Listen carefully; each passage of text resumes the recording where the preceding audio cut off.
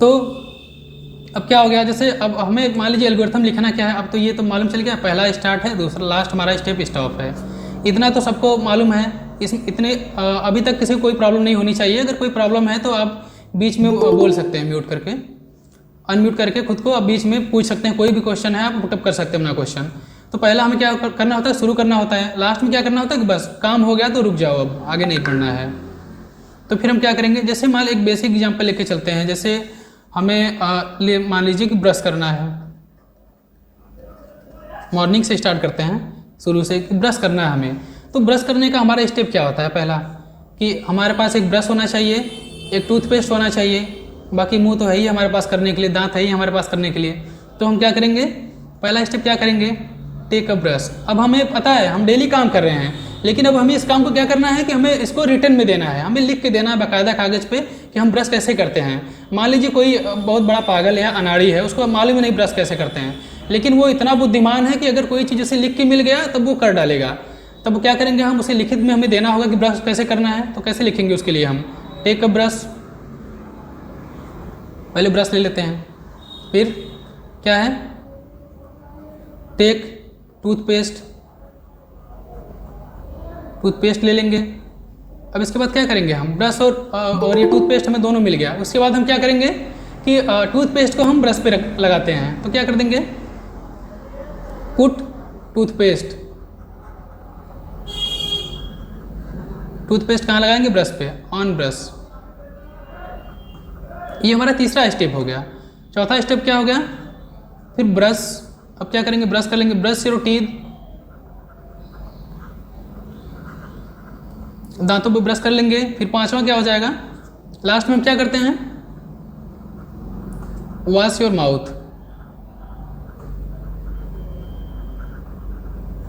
और पहला स्टेप हमारा पता है हमें हमेशा क्या होगा, स्टार्ट होगा, लास्ट में क्या होगा, यहाँ पे स्टॉप होगा। तो क्या करेंगे, समझ में आ गया। अब देखिए, अब हम इतनी बड़ी चीज़ सीखने जा रहे हैं, सी प्रोग्रामिंग सीखने जा रहे हैं, लेकिन हमने स्टार्ट कैसे किया, डेली सुबह उठ के जो हम काम करते हैं ब्रश करने से हमने शुरुआत किया। तो बहुत ही इंटरेस्टिंग ये प्रोग्रामिंग जो है हमारा सब्जेक्ट है, सी प्रोग्रामिंग, जो इसका कॉन्सेप्ट है वो बहुत ही इंटरेस्टिंग है। अगर आप उसे अच्छे से समझेंगे, रियल लाइफ से जोड़ के चलेंगे तो आपको बहुत मज़ा आएगा।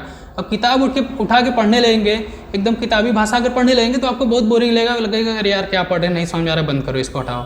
लेकिन अगर ऐसे चलेंगे तो आपको हमेशा इंटरेस्टिंग लगेगा टॉपिक और मज़ा आएगा पढ़ने में। अब बिल्कुल हमने देख लिया एल्गोरिथम कैसे लिखते हैं, ये सीख लिया हमने। एल्गोरिथम लिखने का तरीका सेम होता है। अब यही काम क्या कर दिया जाए कि अब हमें कोई बोल दे कि 2 नंबर जोड़ना है, हमें कोई बोलता है अगर 2 नंबर को हमें जोड़ना है तो 2 नंबर हम कैसे जोड़ते हैं। 2 नंबर जोड़ने के लिए हम अगर हमें कोई बोल दिया 2 और 2 जोड़ के बताओ, हमें 2 नंबर दे दिया, हमें एक नंबर दिया 2 और दूसरा नंबर दे दिया 2, तो हम दोनों को फटाक से, हमें तो अंदर पता है कैलकुलेशन करना है कि 2 जोड़ के हम 4 देते हैं। लेकिन सिस्टम तो हमारी तरह बिहेव नहीं करता है ना कि उसको 2 और 2 बता दिए उसके कान में, वो आपको रिजल्ट इधर से दे देगा स्पीकर से कि 4 हो गया हमारा रिजल्ट। हमें क्या करना होता है, सिस्टम को बताना है कि 2 हम दिए फिर 2 दिए, तो वो सिस्टम कुछ कैलकुलेशन करता होगा अपने अंदर। हमारे माइंड में भी हम कैलकुलेशन करते हैं, तो सिस्टम का भी जो प्रोसेसर है उसमें कैलकुलेशन होता होगा। कैलकुलेशन होने के बाद हमें सिस्टम रिजल्ट देता है। तो हमें क्या करना है, अब इस चीज़ को अगर हमें एल्गोरिथम में लिखना हो कि हम जोड़ कैसे करते हैं, तो इसको कैसे करेंगे, इसको देख लेते हैं। सेम हमारा यही प्रोसेस होगा। Wait a minute. तो हमारा तरीका क्या होना चाहिए, सिंपल। पहला हमारा स्टार्ट हो जाएगा। अब स्टार्ट स्टॉप को नंबर 1 में कंसीडर कर भी सकते हैं, नहीं भी कर सकते, इसमें कोई प्रॉब्लम नहीं। अगर करते हैं तो तब भी सही है, नहीं करते हैं तब भी सही है, लेकिन लिखना जरूरी है। स्टार्ट स्टॉप लास्ट में और फर्स्ट में लिखना जरूरी है। दूसरा क्या करेंगे, हमें 2 नंबर चाहिए। पहला का हमें क्या है, अगर कंप्यूटर को हमें एडिशन देना है, जोड़ करवाना है कंप्यूटर से, हमें 2 नंबर को जोड़ना है, तो कंप्यूटर से हम क्या करेंगे, कंप्यूटर हमसे क्या करेगा, 2 नंबर मांगेगा। या कंप्यूटर से नहीं, हम किसी और के लिए एल्गोरिथम लिख रहे हैं, जैसे किसी को नहीं आता है जोड़, तो उसके लिए हम लिखेंगे, कैसे लिखेंगे, एंटर 2 नंबर्स। एंटर 2 नंबर्स बोल देंगे, या तो क्या बोल देंगे उससे कि 2 नंबर हमें बताओ, टेल मी 2 नंबर्स, कुछ भी लिख सकते हैं यहाँ पे। फिर थर्ड स्टेप क्या होगा हमारा, हमें 2 नंबर मिल गए, फिर हम क्या करेंगे, ऐड दीज 2 नंबर्स। अगर किसी को इंग्लिश में कहीं प्रॉब्लम आती है तो पूछ सकते हैं, वैसे बहुत कॉमन इंग्लिश में यूज़ कर रहा है, इसमें कोई प्रॉब्लम नहीं आनी चाहिए आपको। अब क्या करेंगे, हम तीसरे स्टेप में दोनों नंबर को ऐड कर देंगे। और एक बात और है कि जैसे हम क्या कर रहे हैं अपने माइंड में, जब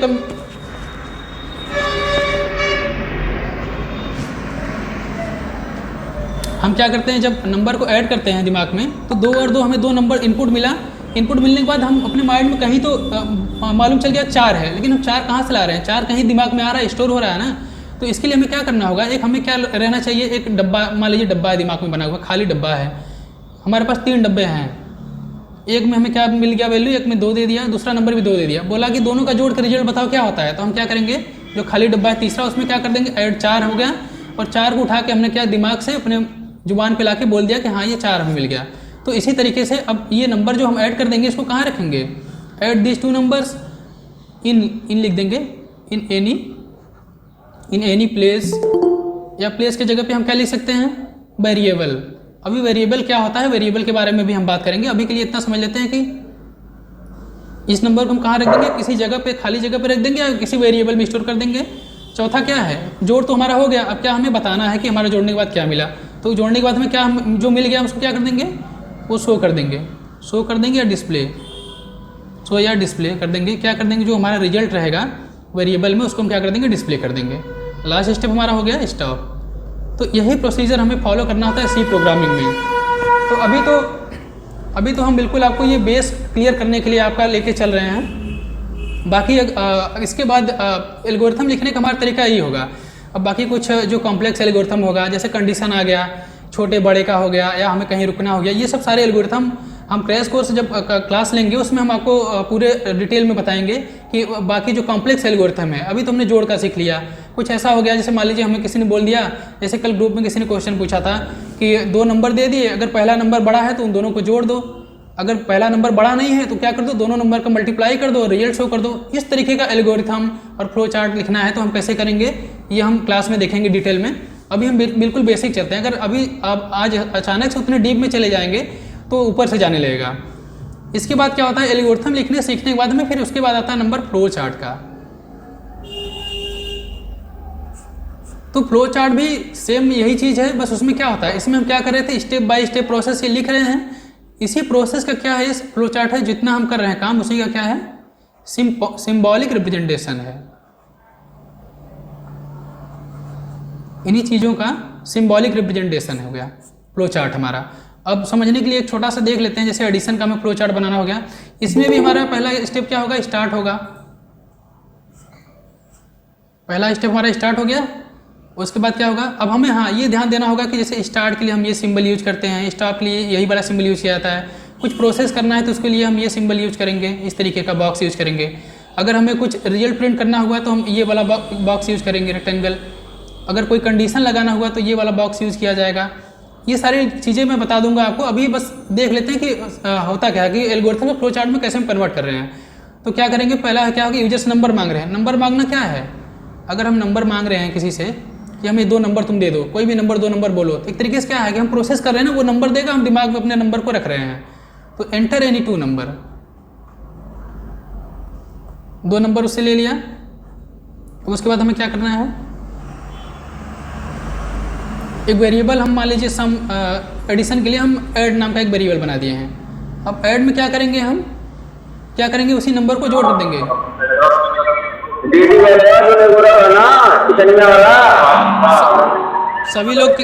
सभी लोग अपना माइक म्यूट रखें। अब एडिशन में क्या करेंगे, हम क्या करेंगे, उसमें क्या करेंगे, एक ऐड नाम का वेरिएबल ले लिया, उसमें क्या कर देंगे, ऐड में कर दिया ऐड these 2 numbers। अभी आपको बिल्कुल ये बेसिक तरीका बता रहा हूँ, बाकी करने का इससे और अच्छा, इससे और सुंदर तरीका है। यही जोड़ वाला प्रोग्राम हम जब वेरिएबल जान जाएंगे तो और खूबसूरती से इसको लिख पाएंगे। अभी हम इतना इस तरीके से कर रहे हैं कि जो वेरिएबल नहीं भी जानता वो भी फ्लो चार्ट बना ले, एल्गोरिथम लिख ले। तो जब यहाँ पे करेंगे ऐड दिस 2 नंबर्स, और इसको कहाँ स्टोर कर रहे हैं, इक्वल टू कर दिया ऐड में, हम ऐड वाले वेरिएबल में इसको रख दे रहे हैं। फिर हम क्या करेंगे, डिस्प्ले कर देंगे इसी को, सिंपल। डिस्प्ले किसको करेंगे, हम कहाँ रखे हैं, एक ऐड नाम का हम जगह ले लिए थे, उसी में हम दोनों वैल्यू को ऐड करके रख दिए हैं। तो डिस्प्ले क्या कर देंगे, ऐड को हम डिस्प्ले कर दे रहे हैं। तो हमें क्या हो जाएगा, यहाँ से हमारा रिजल्ट मिल जाएगा। और लास्ट में हमारा क्या स्टेप क्या होगा, यहाँ भी स्टॉप। तो ये हमारा हो गया फ्लो चार्ट इसका। और बाकी चैनल पे मैंने इससे रिलेटेड जो है कि बिल्कुल बेसिक से बताया है, एल्गोरिथम फ्लो चार्ट का वीडियो पूरा पड़ा हुआ है। इसके बीच बीच में 2 टॉपिक्स हैं, छोटे छोटे टॉपिक्स का मैंने एल्गोरिथम और फ्लो चार्ट बना के आपको बताया है। तो चलिए फिर इसके बाद हम मूव करते हैं। अब इतना हमें बेस जब आ गया, तब इसके बाद हम चलेंगे सी प्रोग्रामिंग में अपने।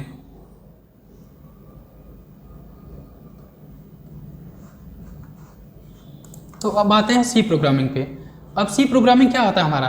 प्रोसीजरल प्रोग्रामिंग लैंग्वेज बोलते हैं। प्रोसीजरल क्या होता है? प्रोसीजर समझते हैं, हम हमेशा बोलते रहते हैं कि किसी काम का एक प्रोसीजर होता है। यार ऐसे थोड़ी हो जाएगा कि बस चले गए और हो गया।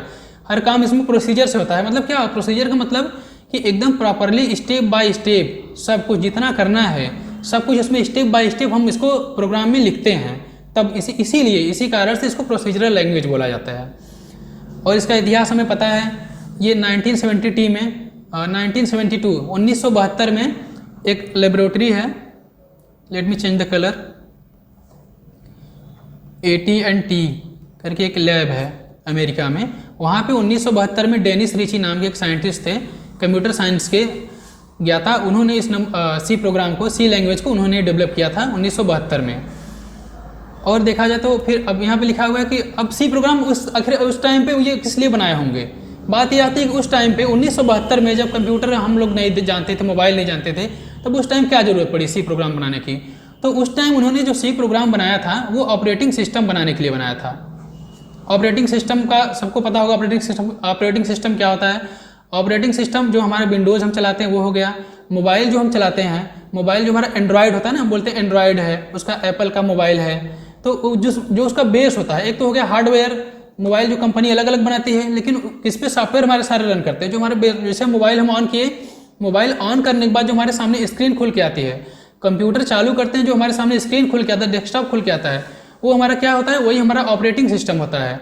तो ऑपरेटिंग सिस्टम समझने के लिए अभी इतना जान लीजिए कि हार्डवेयर जो होते हैं हमारे, जैसे अब मोबाइल में क्या है, बैटरी लगी हुई है, स्पीकर ऑन ऑफ कम तेज करने के लिए, चालू बंद करने के लिए बटन लगे हुए हैं। उन सबको कौन कंट्रोल करता है? हमारा ऑपरेटिंग सिस्टम। उस हार्डवेयर को, उन मशीनों को ऑपरेटिंग सिस्टम हमारा कंट्रोल करता है। तो उस टाइम पे मशीन को कंट्रोल करने के लिए, मान लीजिए मशीन तो बना दिया हमने, लेकिन अब हम उसको चाह रहे हैं कि मॉडर्न बनाएं।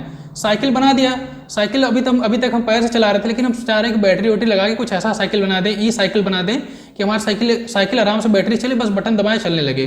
तो उसमें भी तो चिप लगा रहेगा, कुछ ना कुछ तो प्रोग्रामिंग उसकी की गई रहेगी। तो उसी के लिए हम ये ऑपरेटिंग सिस्टम, सी हमारा जो लैंग्वेज है, ऑपरेटिंग सिस्टम डेवलप करने के लिए बनाया गया था। इसके मेन फीचर क्या हैं? मेन फीचर हमारे हैं low level memory access. Low level memory access इसलिए बोला जाता है इसको कि ये जो मशीन में छोटे छोटे हमारे जो रजिस्टर्स लगे होते हैं, रैम लगे होते हैं, रोम लगे होते हैं, ये उनके साथ बहुत अच्छे से काम करता है। जैसे हम गेमिंग की बात करते हैं, हम गेम खेलते हैं, अगर हम गेम खेलते हैं तो हम क्या उम्मीद करते हैं, जैसे हम तुरंत बटन दबाएं, हमें तुरंत हमें रिस्पांस मिले सामने से, हमारा हार्डवेयर सॉफ्टवेयर तुरंत रिस्पांस दे। तो उस काम के लिए हम क्या यूज़ करेंगे? सी का यूज करते हैं कि तुरंत रिस्पांस के लिए। उसके बाद सिंपल सेट ऑफ कीवर्ड्स। अब कीवर्ड्स क्या होते हैं, इतना जान लीजिए, इतना अभी के लिए इतना जान लीजिए कि इसमें जो हमारे कीवर्ड्स होते हैं बहुत सिंपल होते हैं। और कीवर्ड्स क्या होते हैं, कीवर्ड्स को आगे भी देखेंगे हम। तो बेसिक हमें उम्मीद है कि ये आपको समझ में आ गया कि इसका सी का हिस्ट्री क्या है और पहले बनाया किस लिए गया था। अब फिर आगे बढ़ते हैं। जो ऑपरेटिंग सिस्टम शुरू में बना था वो यूनिक्स था हमारा, यूनिक्स नाम से ऑपरेटिंग सिस्टम है। आप कभी गूगल पर सर्च करके देखिएगा, आज के टाइम पे भी चल रहा है ये। उस टाइम पे जब 1972 में बनाया गया था तो इसी के लिए बनाया गया था ये। अब एक सी प्रोग्राम सब लोग देखते होंगे कॉलेज में, जिसको समझ में आता है उसको अच्छी बात है, जिसको कुछ लोग तो यही देख के घबरा जाते हैं कि क्या दे दिया है, क्या लिख दिया है, कुछ पता ही नहीं चल रहा है। अब मोबाइल में मैसेज वैसे रहता है तो अच्छे समझ में आता है, पता नहीं क्या लिख के दे दिया है। और तो इसमें अब घबराने की जरूरत नहीं होती। बस हमें ये, जैसे मान लीजिए आप किसी के घर जा रहे हैं, किसी अननोन के घर जा रहे हैं, वो मुंबई में कहीं फ्लैट में रह रहा है या किसी सोसाइटी में रह रहा है, तो आप उसके घर जा रहे हैं तो आप उसके घर की चीज़ों को देखेंगे ना कि अगल बगल का सबका घर देख के पूछ लेंगे कि ये किसका घर है, अच्छा इसको घर ये क्या लगा हुआ है। वो तो तब पूछेंगे जब 1 2 दिन 4 दिन आप रहेंगे वहाँ पे, तब धीरे धीरे पूछेंगे, जानने की कोशिश करेंगे, अच्छा ये क्या है यार, हाँ अपने दोस्त से पूछेंगे या खुद से जानने की कोशिश करेंगे क्या होता है। तो अभी इसीलिए हमें कुछ देखना नहीं, ये भी नहीं देखना, ये भी नहीं देखना, ये भी नहीं देखना, ये भी नहीं देखना, इन सबको देखना नहीं है। इन सबको मान लीजिए कि आँख के सामने से हमें ये नहीं दिख रहा है, तो हम क्या करेंगे इसके लिए? अभी हम क्या करेंगे, अभी हम जहाँ पे गए हैं, अपने दोस्त के मान लीजिए गए हैं, तो उस दोस्त के घर यही है हमारा, ये जो बॉडी लिखा हुआ है उस दोस्त का घर है। तो हम बस अभी ये जान लेंगे कि अच्छा ये हमारे दोस्त का घर है, हमें यहीं रहना है, इसी के बारे में हम जानेंगे। हमारे दोस्त के घर का काम क्या है, हमारा दोस्त क्या काम करता है, प्रिंटिंग का काम करता है। उसके घर में प्रिंटिंग प्रेस की मशीन लगी हुई है, वो छापता है, हम उसे जो बोल देंगे छाप देगा। तो ये प्रिंटअप भी हमारा उसी तरीके से काम करता है कि जो चीज़ हम उसको दे देंगे हमें छाप के वो दे देगा। सिंटेक्स हमारा ये होगा प्रिंट एफ, ऐसे कर दिया। और अभी मान लीजिए हमें उससे छपवाना है कागज़ पर, अपने दोस्त से छपवाना है, हेलो छपवाना है, तो हम इसमें क्या बोल देंगे कि हमें हेलो छाप के दो। तो ये बोल देगा दोस्त कि अच्छा ठीक है, यही हम दे रहे हैं तुम्हें, इसी बीच में तुम हेलो लिख दो, हेलो लिख के दे दो, हम छाप के तुम्हें दे देते हैं। तो ये क्या करेगा, यहाँ से हेलो हमें प्रिंट दे देगा उठा के। तो अभी हम ये समझ गए कि अब ये मेरा दोस्त क्या काम कर रहा है, अच्छा ये प्रिंटर का काम करता है, हम इसको जो भी देंगे यहाँ से हमें उठा के प्रिंट करके दे रहा है। तो अपने दोस्त के बारे में जान गए हम। अब बाकी अब इन सबको जानना होगा कि सोसाइटी में और भी जो घर हैं उनके घर पे क्या काम हो रहा है। अब चले गए हेडर वाले के घर, ये मान लीजिए ये दोस्तों के नाम है, ये हमारे हेडर का है, हेडर भैया का घर है। हेडर भैया के घर गए तो क्या है, यहाँ तो यार कुछ समझ ही नहीं आ रहा है, क्या है लिख दिया है, हैश लगा दिया है, इंक्लूड है, ये ऐसे ऐसे लगा दिया है। दो छोटा बड़ा पढ़ते थे बचपन में, ये छोटे के लिए यूज़ किया था, बड़े के लिए यूज़ किया था, यहाँ दोनों लगा दिया, समझ ही नहीं आ रहा है। तो अभी बस उससे पूछेंगे तो दोस्त समझदार रहेगा तो इतना जवाब देगा कि ये जो तुम्हारा दोस्त काम कर रहा है, ये प्रिंटिंग वाला काम कर रहा है ना, उसको प्रिंटिंग वाला काम करने के लिए हम अथॉरिटी दिए हैं, हम उसको आज्ञा दिए हैं। जब तक हम अपनी अथॉरिटी हम हटा लेंगे, हम मना कर देंगे, तो तुम्हारा दोस्त काम नहीं कर पाएगा। तुम्हारे दोस्त के काम करने के लिए ही हम ये मशीन लगाए हुए हैं। ये इंक्लूड stdio.hdo है, हम इसलिए लगाए हैं कि तुम्हारा दोस्त कुछ छाप पाए, इसीलिए हम ये मशीन लगाए हुए हैं, तुम्हारे दोस्त के काम से ले। तब पता चल अच्छा है मेरे दोस्त के काम में ये भी इन्वॉल्व है, ठीक है। तो यहाँ से क्या अब बस इतना और कुछ पूछना होगा तो ये बता देगा कि अच्छा भैया ये stdio.h का क्या लिखा हुआ है, .h क्यों लिखा हुआ है। तो .h का मतलब अभी बता देगा कि भैया जो हमारी लाइब्रेरी है, लाइब्रेरी में हमारे सारी फाइल्स रखी हुई हैं, वो .h जिस जगह पे .h लग जाए, जिस फाइल के आगे .h लग जाए तो उसको हम क्या बोलते हैं, हेडर फाइल बोलते हैं। उसका मतलब कहाँ है, उसका मतलब भैया एक लाइब्रेरी है वहाँ रखा हुआ, अंदर लाइब्रेरी है, अंदर तो हम नहीं जा सकते, लेकिन हम आपको बता दे रहे हैं कि उस लाइब्रेरी में इसका मतलब जो है लिखा गया है। अब इसका मतलब समझने के लिए हमें बाकी सारी चीज़ों को समझना होगा। इसका मतलब हम बाद में समझेंगे, जब इन चीज़ों से फ्रेंडली एकदम दोस्ती हो जाएगी, सबको जान जाएंगे अच्छे से, तब चलेंगे। एक दिन बोलेंगे भैया सबसे दोस्ती हो गई, किसी से जुगाड़ लगाते हैं, आज यार लाइब्रेरी में लेके चलो, हमें वहाँ देखना है .h क्या लिखा हुआ है। तो ये सब चीज़ें हम बाद में पढ़ेंगे। अभी के लिए इतना जान लेते हैं कि ये हेडर फाइल होता है हमारा, ये स्टैंडर्ड इनपुट आउटपुट, ये std का मतलब होता है स्टैंडर्ड, i का मतलब होता है इनपुट, o का मतलब होता है आउटपुट। इनपुट कुछ देने लेने के लिए ये फाइल लगाया गया है। इसने शुरू में ही बोला था कि हम ये फाइल मशीन इसीलिए लगाए हैं कि तुम्हारे भैया जो बॉडी भैया है वो अच्छे से हमें प्रिंट करके रिजल्ट दे दें, इसीलिए हम यहाँ पे लिखे हुए हैं। चलो इतना मालूम चल गया। अब इनके पास आए, इस वाले भैया के पास आए, मेन लगा दिए, भैया ये क्या लिख दिए हैं, int मेन लिख दिए हैं। तब इनसे पूछेंगे क्या होता है, तो ये क्या बोलेंगे कि किसी के शादी होता है, शादी में मेन कौन होता है, अगुआ, जो दोनों तरफ का मीडिएटर होता है, जो दोनों की शादी कराता है। तो यहाँ पे इन लोगों की शादी कौन करा रहा है, ये मेन यही है, समझ लीजिए। तो यहाँ पे समझने के लिए समझते हैं कि ये जो लिखा हुआ है int मेन, ये हमारा क्या है, मेन फंक्शन है। ये हमारा मेन फंक्शन अगर प्रोग्रामिंग लैंग्वेज को छोड़ दे, फंक्शन मतलब क्या होता है, कोई कार्यक्रम हमारा मेन है। मेन कार्यक्रम को कौन करा रहा है, हमारा यही वाला हमारा जो फाइल है, हमारा जो मेन फंक्शन करवा रहा है, हमारा यही करवा रहा है। अभी के लिए इतना जानेंगे कि जो सारा जो हमारा कार्यक्रम है, इसको कौन करवा रहा है, किसके अंदर में कर रहे हैं, इसके अंदर में कर रहे हैं। अब एक यहाँ से एक बाउंड्री लगा दिया, इस तरीके से ब्रैकेट लगा दिया। इस ब्रैकेट का मतलब ये हो गया कि अच्छा जो हमें करना है इसके अंदर ही करना है, इसके बाहर अगर हम हर सबका एक दायरा होता है, इस भैया का दायरा यहाँ से लेके यहाँ तक है, इसके अंदर जो करना है यही कराएंगे। इसके अगर बाहर कुछ करना होगा तो आपको क्या करना पड़ेगा, फिर दूसरा फंक्शन ढूंढना पड़ेगा। उस कंसेप्ट को हम जब फंक्शंस पढ़ेंगे सी में, उसमें हम मालूम चल जाएगा कि इसके अलावा हम दूसरा फंक्शन कैसे बनाएं। तो फिर जब यहाँ पे आए मालूम चल गया, अच्छा अब यहाँ पे चले आए, अब लिख दिए int a = 10 लिख दिया है, ये वाले भैया वेरिएबल डिक्लेरेशन है।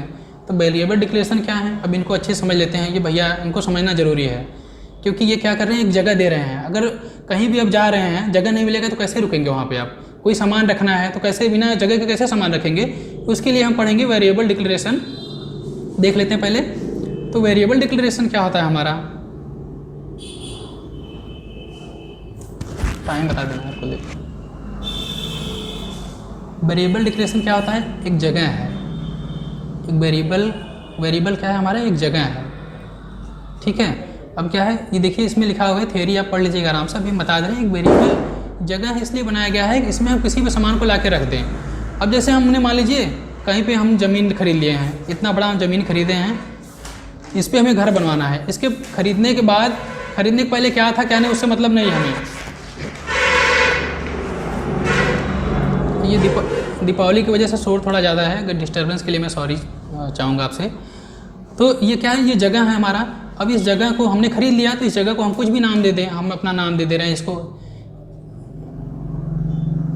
मान लीजिए हम इसको नाम दे रहे हैं जौनपुर। इस जगह को हम जौनपुर नाम दे दिए। अब इस जगह हम ले जाके कुछ भी रख सकते हैं, इस जगह में कुछ भी रख सकते हैं। इसका मतलब क्या है, इसी सेम तरीका ये हमारा होता है वेरिएबल। वेरिएबल एक खाली जगह कंटेनर होता है, इसमें हम कुछ भी डेटा रख सकते हैं, 2 रख सकते हैं, कोई और वेरिएबल ले लिए ए रख सकते हैं, कोई और वेरिएबल लिए उसमें हम पूरा कुछ भी स्टोर कर सकते हैं, नाम ही पूरा लिख दिए हैं कुछ भी। तो वेरिएबल एक खाली कंटेनर समझ लीजिए, कंटेनर होता है वेरिएबल। सीसी खाली सीसी है, उसके अंदर हम कुछ भी स्टोर कर रहे हैं, जो हमारा मन करेगा हम स्टोर करेंगे। लेकिन उसके लिए हमें क्या करना चाहिए, वेरिएबल को एक इसका टाइप भी होता है ना, जैसे हम नंबर स्टोर करें तो वेरिएबल किस टाइप का है, नंबर का है। ए स्टोर कर रहे हैं तो वेरिएबल हमारा किस टाइप का है, अल्फ़ाबेट का है। अगर हम कोई बड़ा नंबर स्टोर कर रहे हैं तो हमारे वेरिएबल में क्या स्टोर कर रहे हैं, कैरेक्टर स्टोर कर रहे हैं। तो इसी तरीके से यहाँ पे जो लिखा हुआ है कि store some form of data, form of data हमको बता दिए, नंबर हो गया, ABCD हो गया, सब कुछ हो गया। अब वेरिएबल नेम बनाया, कैसे बनाया जाता है, प्रोग्रामिंग में वेरिएबल नेम ऐसे तो हम कुछ भी बना दें, लेकिन अगर प्रोग्रामिंग में हमें वेरिएबल नेम बनाना है तो प्रोग्रामिंग में जब हम वेरिएबल नेम क्रिएट करेंगे तो हमें ये ध्यान देना होगा कि हम ये capital letter, small letter, both upper case and lower case दोनों का इस्तेमाल कर सकते हैं। नंबर का इस्तेमाल कर सकते हैं। अंडर स्कोर होता है ना, अंडर स्कोर पता है, जैसे A_B, इसको अंडर स्कोर बोला जाता है। अंडर स्कोर का इस्तेमाल कर सकते हैं। तो फिर क्या होगा, अब लेकिन एक इसमें भी इतना तो बता दिया, इतने का यूज करना है, लेकिन इसमें कुछ और भी नियम है। नियम ये है कि हमें पहले क्या हम इस्तेमाल नहीं कर सकते हैं। तो हमें पहले क्या होगा हमारा, देखिए यहाँ पे लिखा हुआ है no white space is allowed. एक ये होता है कि ऐसा नहीं है कि हम जगह छोड़ दिए, ऐसे खाली जगह छोड़ के उसके बाद AB लिख दिए, इस नाम से वेरिएबल बनाते हैं, ये हमारा वेरिएबल गलत हो जाएगा। और एक हमारा क्या होगा, वेरिएबल जो हमारा किससे नहीं स्टार्ट होगा, हम वेरिएबल को नंबर से नहीं स्टोर कर सकते, नंबर से नहीं बना सकते। वेरिएबल हमारा जो है हम किससे बना सकते हैं, जैसे ARUN इस नाम से वेरिएबल बना लिया, हमारा ये सही हो गया। ARUN इस नाम से वेरिएबल हमारा सही हो गया। _ARUN हमारा ये वेरिएबल सही हो गया। फिर _ARUN ये हमारा वेरिएबल सही हो गया। फिर जैसे हम बना लिए, इसके बाद _A12 हमारा ये वेरिएबल भी सही हो गया। तो ये हमारा वेरिएबल बनाने का तरीका है। अब इसमें क्या होता है कि वेरिएबल बनाने में हमें ये ध्यान देना होगा सी में कि कुछ कीवर्ड्स होते हैं। कीवर्ड हमारे क्या होते हैं, कीवर्ड को भी समझेंगे, कीवर्ड को ही समझ लेते हैं पहले। कीवर्ड हमारा क्या होता है, कीवर्ड है जैसे किसी के घर में हम चले गए तो वहाँ पे कुछ कई सारे सामान रखे हुए हैं। वो बोल देगा कि मेरे घर में जो ये सामान रखे हुए हैं उन सामान को छोड़ के आप कोई भी सामान, अपना जो सामान लाए हैं यूज करो, मेरा सामान को आपको नहीं यूज करना है। इसी तरीके से सी क्या बोल रहा है, कीवर्ड है। ये 32 कीवर्ड हैं। इसके जो हम बता रहे लाइब्रेरी कहीं पीछे बना हुआ है बैकग्राउंड में, उस लाइब्रेरी में ये सारे कीवर्ड रिजर्व हैं। ये रिजर्व कर लिया इन सबको, इन सब सारे शब्दों को उसने रिजर्व कर रखा है। इसमें हम क्या करेंगे, इन सब शब्दों को, इनका यूज हम नहीं कर सकते हैं। इनको छोड़ के हम किसी भी शब्द का यूज कर सकते हैं। इनका यूज जब भी होगा तो उसी काम के लिए होगा, ये जिस काम के लिए बनाए गए हैं उसी काम में आप इनका यूज कर सकते हैं, बाकी काम में आप इनका यूज नहीं कर सकते हैं। और इतना हमने समझ लिया। इसके बाद फिर ये डेटा टाइप्स क्या होता है। अब वेरिएबल बताते हैं, वेरिएबल का टाइप क्या होगा। वेरिएबल का टाइप जैसे नंबर है, नंबर के लिए हम क्या यूज करते हैं, इंटीजर। इंटीजर के लिए हम क्या लिखते हैं, इंटीजर के लिए हम लिखते हैं INT लिख देते हैं, INT। कैरेक्टर के लिए हम क्या लिखते हैं, CHAR, कैर लिखते हैं। इसी तरीके से फ्लोटिंग पॉइंट के लिए हम क्या लिखते हैं, फ्लोट लिखते हैं। और समझेंगे चीज़ें। अब डेटा टाइप्स जो होते हैं हमारे, ये 3 होते हैं मेन, प्राइमरी होते हैं, डिराइव्ड होते हैं, यूजर डिफाइंड होते हैं। अभी इतना जान लेते हैं जितना हम यूज़ करना है, इंटीजर, कैरेक्टर, फ्लोट। 20 मिनट। तो ये हमारे क्या हो गए, जो हमारे डेटा टाइप्स हो गए, इंटीजर, कैरेक्टर, फ्लोटिंग पॉइंट। बाकी डिटेल में पढ़ेंगे कि इनका रेंज क्या होता है, कि प्रोग्राम में हम कहाँ से कहाँ तक का वेरिएबल, कहाँ से कहाँ तक का इंटीजर ले सकते हैं, कितना बड़ा इंटीजर हम ले सकते हैं अपने प्रोग्राम में। अब डिराइव्ड जैसे आए, डिराइव्ड में फंक्शन क्या है, एरे, पॉइंटर, ये सारे सी में पढ़ाए जाएंगे। अगर आप जुड़ेंगे क्लास से तो आगे हम आपको सब बताएंगे। यूजर डिफाइंड में क्लास क्या होता है, स्ट्रक्चर होता है, यूनियन होता है, ये सारी चीज़ें बहुत इंटरेस्टिंग है, मज़ा आएंगे पढ़ने में। अगर बेसिक्स आपको अच्छे से क्लियर है तो मज़ा आएंगे सब पढ़ने में। तो आगे देखते हैं। अब हमने कीवर्ड्स देख लिया, अब लूप्स देख लेते हैं। लूप्स क्या होता है। अब कुछ काम हमें करना है, जैसे हमें प्रिंट करना है हेलो, लेकिन हमें हेलो क्या प्रिंट करना है, एक बार नहीं प्रिंट करना, हमें बार बार प्रिंट करना है। अपने दोस्त को बोल दिए, प्रिंटअप वाले दोस्त को बोले हैं कि हेलो प्रिंट करना है, तो ये क्या कर देगा, एक बार दे दिए, एक बार प्रिंट कर दिया हेलो। अब हम बोलेंगे हमें 10 बार लगातार हेलो हेलो प्रिंट करता रहे, हेलो हेलो 10 बार प्रिंट करें। उसके लिए हम क्या करेंगे, ऐसे काम के लिए हम लूप्स का इस्तेमाल करते हैं। लूप्स का कि एक बार से शुरू होकर कितनी बार हमें प्रिंट करें, एक बार हेलो चल जाए, उसके बाद 10 बार तक हेलो हेलो प्रिंट करता रहे। तो इन सब सारे काम के लिए लूप्स का हम यूज़ करते हैं। लूप्स का एक समझ जाते हैं, फॉर लूप होता है, एक वाइल होता है, एक डू वाइल होता है। इनको भी डिटेल में देखेंगे हम आगे। अभी के लिए हम इतना जान लेते हैं कि लूप्स क्या होते हैं। अभी थोड़ा लिमिटेड टाइम, इसलिए मैं चीज़ों को बस आपको ऊपर ऊपर से बता रहा हूँ। जब आप डिटेल में हम पढ़ेंगे तब आपको इसको अच्छे से देखेंगे, एक एक को बारी बारी से क्या क्या होते हैं इसको। और इसके बाद फिर अब देख लेते हैं कि अब एग्जामिनेशन की बात कर रहे हैं कि जैसे इस ख़त्म करते हैं अब हम सी प्रोग्रामिंग को, बेसिक में इतना ही हम देखते हैं। अब आते हैं कि अब सेमेस्टर एग्ज़ाम के बारे में बात करते हैं। तो किसी का सेमेस्टर एग्ज़ाम दिसंबर से होगा, किसी का जनवरी से होगा। मोस्ट प्रोबेबली सारे एग्जाम जो हैं दिसंबर से ही होने वाले हैं, किसी किसी का जनवरी में जा सकता है। तो हम जब अपना क्रैश कोर्स स्टार्ट कर रहे हैं नवंबर से, 1 नवंबर से जो हम अपना क्रैश कोर्स स्टार्ट कर रहे हैं, 1 नवंबर से हम 30 से 40 दिन के अंदर, मैक्सिमम 40 दिन जाएगा, वैसे पूरी कोशिश करेंगे 30 दिन के अंदर ही आपको BCA फर्स्ट सेमेस्टर का जितना सिलेबस है उस सारे सिलेबस को हम कवर करेंगे। आज हम एक क्लास में हम इतना पढ़ रहे हैं, सोचिए अगर 30 दिन में हम क्लास लगेगी हमारी, 30 दिन में सुबह शाम 2 क्लासें लगेगी, और 2 क्लासेस करीब 3 से 3.5 घंटा के ऊपर की क्लासेज रहेंगी। तो उस समझिए 3 घंटे में हम कितना कुछ सीखेंगे। तो 30 दिन के अंदर आराम से आपके सारे सिलेबस खत्म कर देंगे। वो भी डाउट, जो आपका डाउट क्लियरिंग सेशन होगा। अब जैसे किसी को डाउट आ जाता है बीच में, कई बच्चों को डाउट है, इस टॉपिक में डाउट है सर, तो उसके लिए बीच में एक टाइम रख लेंगे, इन दोनों क्लास के अलावा उस टाइमिंग में हम डाउट आपका क्लियर कर देंगे। ऐसा नहीं सारे बच्चों को डाउट रहेगा, जिन बच्चों को डाउट रहेगा उनके लिए एक छोटा सा सेशन रख देंगे, वहाँ पे आपका डाउट क्लियर हो जाएगा। बाकी छोटा मोटा डाउट है ग्रुप में डालते हैं, उसके लिए आपको छोटा सा वीडियो बना के डाल दिया कि चलिए आप यहाँ से अपना डाउट क्लियर कर लीजिए। डाउट के अलावा हो गया आपका क्रैश कोर्स का डिटेल है, आपको पता है ये क्रैश कोर्स का डिटेल हमारा जो है 999 का हमारा क्रैश कोर्स है। अगर आप देखें तो आज के टाइम पे ये बहुत छोटा सा अमाउंट है। अगर 3 महीने का रिचार्ज कराने जाएँ तो 700-800 का रिचार्ज हो जा रहा है। तो ये 999 हम आपको पूरे सेमेस्टर का 6 महीने का मेहनत हम आपको 6 महीने का निचोड़ हम आपको 1 महीने के अंदर देंगे। ये मेरी गारंटी। अगर आप क्रैश कोर्स से जुड़ते हैं तो पूरी क्लास खत्म होने के बाद अगर आप ईमानदारी से मेरे साथ लगे रहेंगे, आपको इतना मज़ा आएगा पढ़ने में, बाहर निकलेंगे इतना आपका आत्मविश्वास रहेगा ना, एग्जाम में आप हंसते हुए जाएंगे और हंसते हुए पेपर अटेम्प्ट करके आएंगे। ये मेरी गारंटी है, मैं ये गारंटी ले रहा हूँ। बीच बीच में आपको क्रैश कोर्स में हम बीच बीच में क्या करेंगे, जो क्वेश्चन पेपर आए हुए हैं वो पेपर सॉल्व कराएंगे, असाइनमेंट दे देंगे। असाइनमेंट इतना ही लोड देंगे कि आप कर भी पाएँ, ऐसा नहीं कि एकदम दे दिए 24 घंटे लगे रहेंगे, लेकिन इतना आपसे करवा देंगे हम आपको 1 महीने के अंदर में ना, कि आप 1 महीने पढ़ के निकलेंगे तो लगेगा कि हाँ यार कि कुछ पढ़ के निकला, कुछ सीख लिया हमने। और ऐसा नहीं कि आपको ये चीज़ें बस सेमेस्टर एग्जाम में पास कराने के लिए हैं, ये चीज़ें आपको थ्रू आउट द लाइफ। इसका मतलब पूरे BCA में, इसके बाद MCA आपने किया या कोई कहीं भी जॉब ज्वाइन कर लिया, ये चीज़ें आपको इंटरव्यू में, काम करने में, हर जगह काम आएंगी। इसके जो मैंने जॉब किया हुआ है 1.5 साल का, तो उस हिसाब से मैं आपको लेके चलूँगा कि आपको कुछ ऐसा इस तरीके से बताया जाए कि वो चीज़ें आप जॉब में जाके उसको इम्प्लीमेंट कर पाओ, जॉब में जाके उस चीज़ों को आप इस्तेमाल कर पाओ। तो ये हमारा क्रैश कोर्स का ये फीस है। इसके अलावा आपको रेफरल प्रोग्राम के बारे में मालूम है। अगर किसी व्यक्ति, अगर मान लीजिए आपने क्रैश कोर्स ज्वाइन कर लिया, क्रैश कोर्स ज्वाइन करने के बाद आप अपने थ्रू किसी और को लेके आते हैं, तो आपका जो ये 999 है, इसमें से हम 200 रुपये माइनस कर देंगे। 200 आपको हम वापस कर देंगे, आपने पैसा पे कर दिया है तो 200 माइनस कर देंगे, तो आपका फीस क्या हो जाएगा, 799 हो जाएगा पर हेड। अगर मान लीजिए इसी तरीके से आप 5 बच्चों को ले आते हैं, 5 स्टूडेंट्स को ले आते हैं, तो आपको क्लास तो फ्री में मिलेगी ही, क्लास जो हम आपकी फ्री कर देंगे, क्लास जो है आपकी फ्री कर देंगे। इसके साथ ही जो आपने ये 999 दिया हुआ है ना, हम उसको भी रिफंड कर देंगे। आपको क्लास भी मिलेगी, प्लस आपको जो 1000 रुपये आपने दिया था वो हम अपनी तरफ से दे देंगे, ले जाइए ये। और इसके अलावा फिर यही सारी चीज़ें हो गई। और अभी तो इतना ही बताना था, बाकी अगर आपको कोई कुछ पूछना है तो अब आप पूछ सकते हैं हमसे।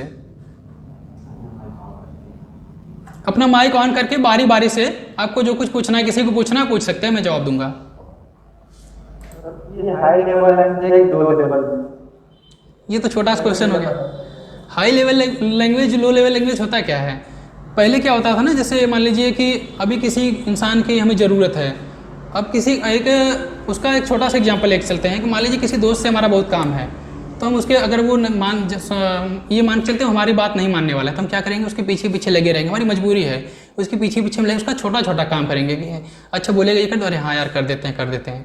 तो ये क्या होगा, लो लेवल लैंग्वेज उसी तरीके से काम का चीज़ है कि अब क्या होगा कि वो मशीन पे काम करता है, जो हमारे रैम लगे होते हैं, रोम लगे होते हैं, जो हमारे आईसी लगे होते हैं, चिप्स लगे होते हैं, रजिस्टर्स लगे होते हैं। लो लेवल लैंग्वेज उनकी प्रोग्रामिंग के लिए बनाया गया था कि हार्डवेयर कैसे काम करे, उनकी प्रोग्रामिंग करने के लिए लो लेवल लैंग्वेज बनाया गया था। फिर अब एक बार हम दोस्त क्या किया, दोस्त हमारा मान गया, खुश हो गया, चलो वो काम करने लगा। लो लेवल लैंग्वेज मतलब हमने उससे काम करवाना स्टार्ट कर दिया। फिर हम क्या करेंगे, धीरे धीरे उसके ऊपर चढ़ने लगेंगे कि अरे यार ये काम कर दो, वो काम कर दो। जब उसको जान गए पूरी तरीके से कि अच्छा ये ऐसा ऐसे काम लेना है, तो हम और तरीका इस्तेमाल करेंगे कि अब इससे और कितनी आसानी से काम लिया जा सके। फिर इसीलिए तो बनाया गया हाई लेवल लैंग्वेज ले आया गया कि जाके हम बार बार हैंडल लगा के मशीन स्टार्ट कर रहे हैं, छोड़ो यार अब इसको हम जान के कैसे काम कर रहे हैं, अब हमें हैंडल नहीं लगाना है। कुछ ऐसा टेक्निक लगाते हैं ना कि अपने आप बस बटन दबा दे, बोल दे, स्टार्ट हो जाए। तो क्या कर दिया, उसमें लाके छोटा सा बैटरी लगा दी, छोटी सी डीसी मोटर लगा दिए, बटन दबाए, अपने आप इंजन स्टार्ट हो गया बिना हमारे स्टार्ट हैंडल घुमाए। तो उसी तरीके से हाई लेवल लैंग्वेज जो है कि हम चीज़ों को हमको समझ में आए अच्छे से, हमें कंप्यूटर सिस्टम से काम लेना, मशीन से काम लेना है, मशीन से हम कितने बढ़िया से काम ले सके, कितनी आसानी से काम ले सके, इसलिए तब हाई लेवल लैंग्वेज जो है आया। बाकी लो लेवल लैंग्वेज में कौन कौन से लैंग्वेज आते हैं, असेंबली लैंग्वेज हो गया, पास्कल हो गया, ये सारे लैंग्वेजेस हो गए। हाई लेवल लैंग्वेज में हमारे हो गए जावा हो गए, पाइथन हो गए, ये सब सारे लैंग्वेजेस हो गए। इनको भी 2-3 तरीके से कैटेगरी में डिवाइड किया जाता है। एक होता है कि लेवल के हिसाब से, एक होता है कैटेगरी के हिसाब से।